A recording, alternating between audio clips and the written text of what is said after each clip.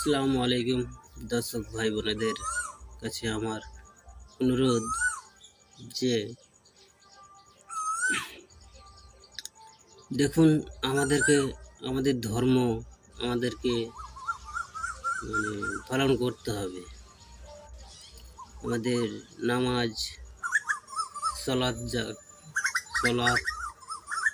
রোজা ইত্যাদি যেসবগুলো আছে সেগুলো আমাদেরকে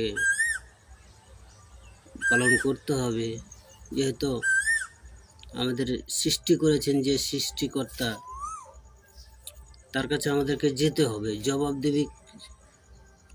জবাব দিতে হবে। তাই আমাদের জীবনটা অবহেলা করে না কাটিয়ে, হাসি খেলিভাবে না কাটিয়ে আমরা আমাদের জীবনটা একটু সেদিকে খেয়াল রেখে আমরা জীবনযাপন করি। কি হবে বলুন, এই স্বাদের দেহ পোকাই খাবে। কি হবে এই অহংকার বলুন তো? অহংকার কিচ্ছু থাকবে না। আজ আছি, কাল কোন মুহূর্তে এই 1 সেকেন্ডের মধ্যে আমি শেষ হয়ে যাব। তাই এই যুবক বেলা থেকেই আমরা ইবাদত করার চেষ্টা করি। বয়স হয়ে গেলে হাত পা কাঁপবে, অনেক অসুখ চলে আসবে।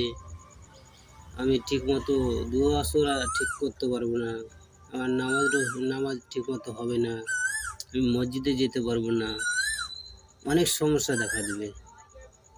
তাই আমরা সেসবের দিকে খেয়াল করে এই যুবক অবস্থা থেকেই আমরা ইবাদতে লেগে পড়ি। আমাদের ছেলে মেয়েদেরকেও সেভাবে তৈরি করি।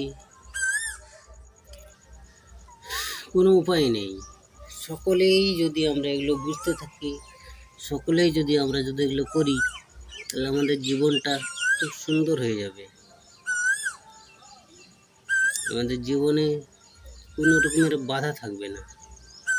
তাই বলি, আসুন আমরা ইসলামিক দিকে ফিরে যাই, ইসলামিক নিয়ম নীতি মেনেই আমরা চলি। আসসালামু আলাইকুম।